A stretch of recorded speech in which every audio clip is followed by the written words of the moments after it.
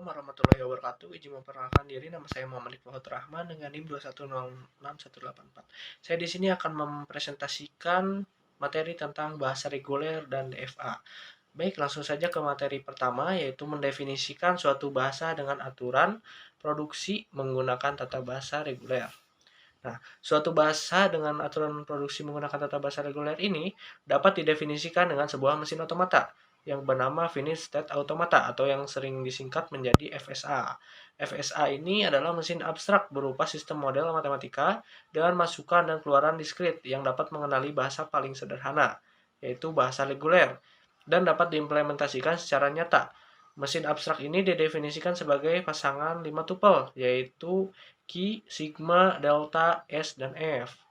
Nah, Q ini merupakan himpunan hingga state, delta ini merupakan himpunan hingga simbol input, alfabet, delta, fungsi transisi, menggambarkan transisi state FSA akibat pembacaan simbol input. Fungsi transisi ini biasanya diberikan dalam bentuk tabel.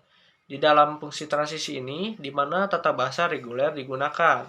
S menampung state awal, F menampung himpunan state akhir.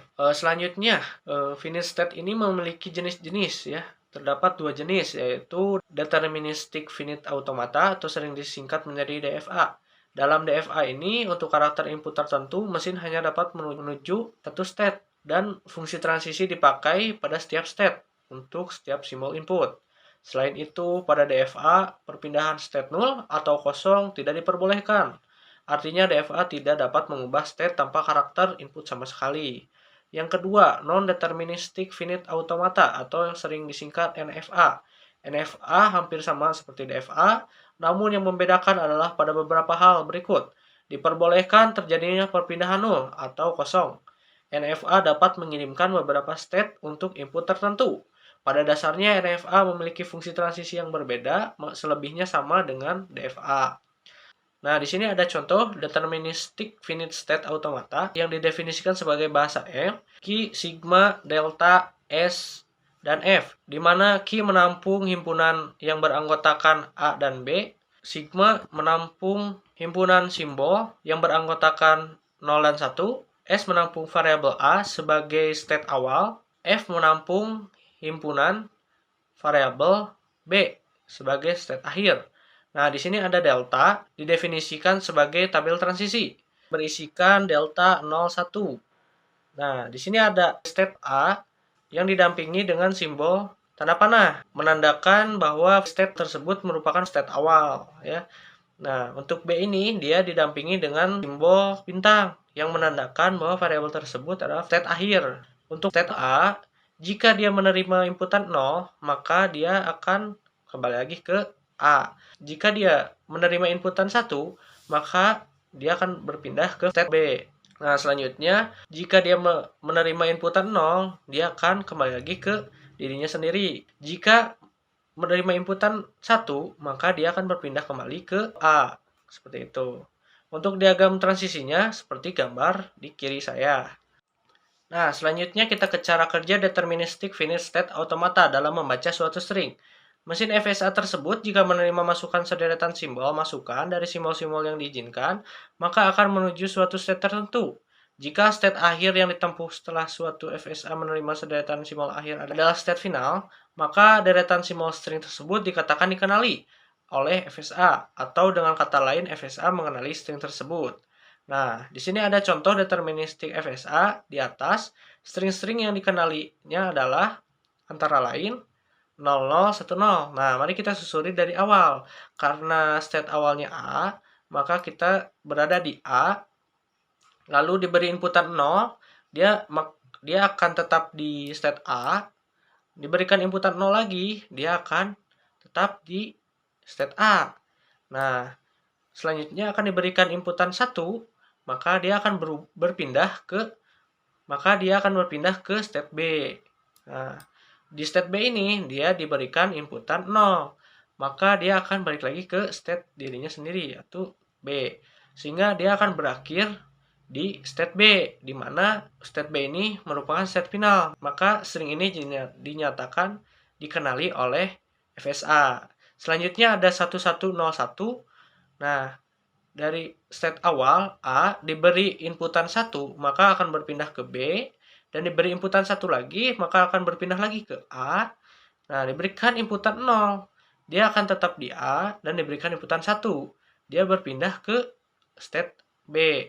B ini state akhir, sehingga string 1101 ini dikenali oleh FSA. Selanjutnya ada string 10101. Dari state A, dia diberi inputan 1, berpindah ke state B, diberi inputan 0, akan tetap di B, dan diberikan input 1, dia berpindah ke A. Nah, setelah diberi inputan 1, diberikan inputan 0, dia tetap di state 0. Setelah itu diberikan inputan 1, dia berpindah ke state B, di mana state B ini merupakan state akhir.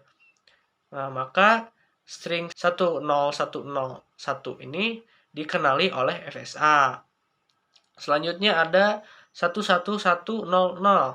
Nah, dari state awal A diberi inputan 1, berpindah ke B, diberi inputan 1 lagi, berpindah ke A, diberi inputan 1 lagi, berpindah ke B, dan diberi inputan 0.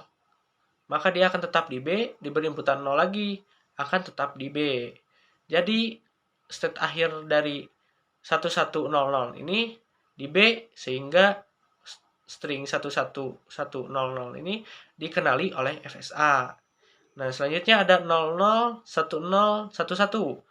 Nah, dari state A diberi inputan 0, maka akan tetap di A, diberi inputan 0 lagi, tetap di A, diberi inputan 1, berpindah ke B, diberi inputan 0, tetap di B, diberi inputan 1, berpindah ke A, dan diberi inputan 1, berpindah kembali ke B, sehingga state akhirnya B, dan bahasa 001011 ini dikenali oleh FSA. Nah, selanjutnya ada contoh untuk deterministik di atas, string-string yang tidak dikenali, antara lainnya adalah 101. Nah, ini dari state awal A, diberi inputan 1, dia berpindah ke B, diberi inputan 0, tetap di B, dan diberi inputan 1, berpindah lagi ke A.